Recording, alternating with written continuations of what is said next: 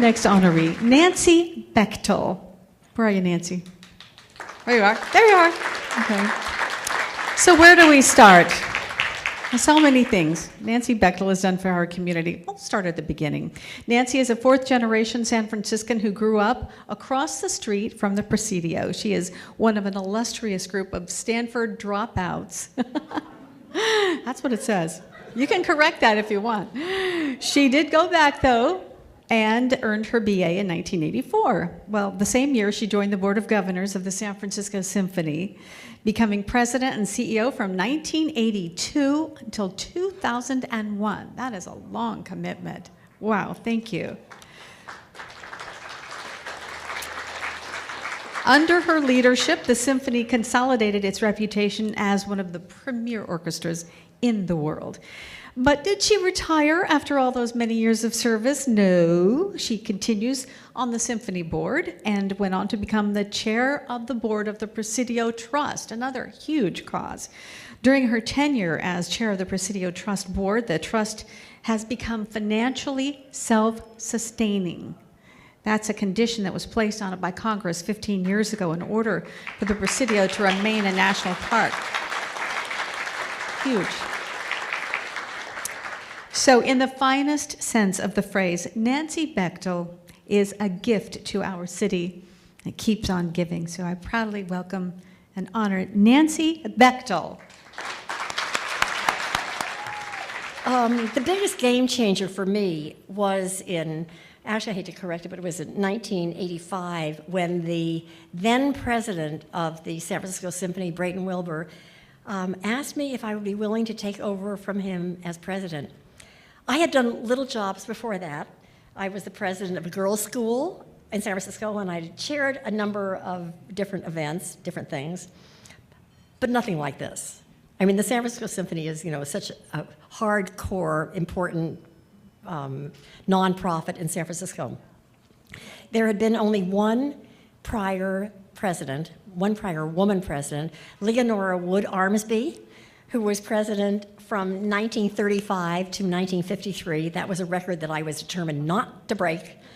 But I couldn't believe it. I was in my 40s, and I never thought, I didn't know if I could possibly do this. But it was a huge opportunity. So I think decisions like this need to be discussed with people that you trust and value their judgment. So I discussed this with my husband and my brother. Many of you know the late Warren Hellman, who made such an impact in San Francisco. And they said, go for it. So I did. You have to be a little courageous and accept challenges even if you're feeling insecure, which most of us do.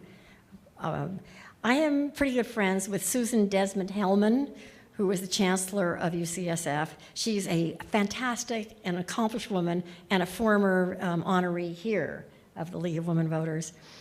But we're skiing buddies, so we have kind of a different relationship that's much more kind of down to earth and fun. But after she was named chancellor, we had a conversation about that we were nervous. Was she nervous about taking on this huge role? And I said to her, do you ever think that you're not good enough for this, and that sometime they're going to find out that you're not? That you fooled them, and you fooled them all. And her answer to this was, yeah, I think about it all the time. They're going to catch me. Actually, she's somebody who could be president of the United States, and we would all be really happy about that. When you think about what Bonnie was saying about UCSF. So I was asked to talk about triumphs and failures, and this story includes both, and it's pretty short. Watching my time. One of the biggest successes and the most fun things that I ever did in my career was the Hearts in San Francisco, the outdoor public art project. I think many of you have seen that all over San Francisco. So my partner in crime on this was Ellen Magnan Newman, who called me up one day and she said, it was on a car phone. We barely used car phones, in that year, 2002, I guess. And she said, you remember the cows in Chicago, cow parade? And she said, there were cows all over Chicago. And she said, what would you think about doing Hearts in San Francisco? remember I left my heart in San Francisco? I said, yeah, I did. And she said, and she also, people in San Francisco have big hearts. And I said, I think it's a fantastic idea.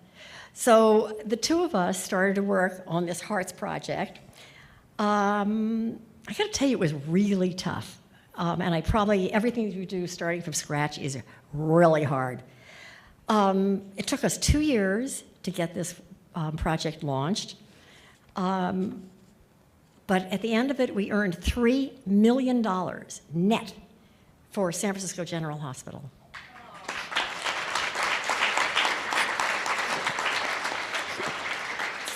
It was a great project, but you can't please all of the people all of the time. So at the end of the year, many people here know who Kenneth Baker is, who is the art critic of the San Francisco Chronicle. At the end of the year, at the end of every year, he does an article on the best and the worst art of the year. Well, Hearts in San Francisco, he named as the worst art of 2004. Actually, we took that as a mark of great, that we'd done it. But right now, I have the most exciting job in San Francisco, by far. I'm chairman of the Presidio Trust, which is a federal agency that manages most of the land in the Presidio. The executive director of the trust is here, Craig Middleton. We also have a present board member, Charlene Harvey, and a former board member, Michael Shepard. So I think Cheryl mentioned this, but the Presidio became a national park in 1996, so she mentioned part of this. And in 1998, it was turned over to this agency called the Presidio Trust with the proviso that if it didn't become self-sufficient in 15 years, which is 2013, it would be sold. Well, as was announced earlier, we are self-sufficient. We will not be getting any more federal funds, which is a good thing because we wouldn't get any anyway because of sequestration. But now we don't have to worry about it. Anyway, we are self-sufficient.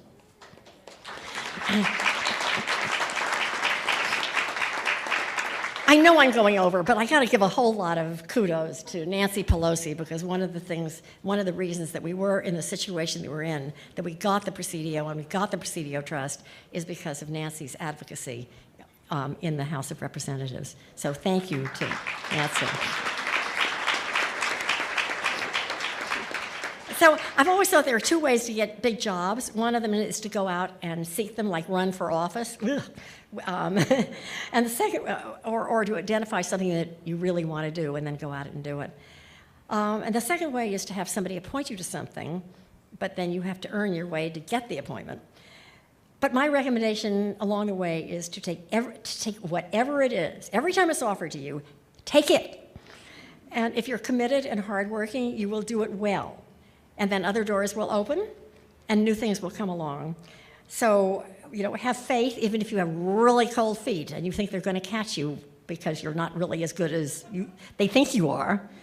But take your chances. So I was thinking in that vein, if somebody offers you the presidency of the United States, take it. However, a few exceptions, you have to do, it's a little more complicated than some of these other jobs. You have to run a huge campaign, and then you'd actually have to serve as President of the United States. Not easy. So anyway, thank you so much to the League and everybody for this great honor. Thank you.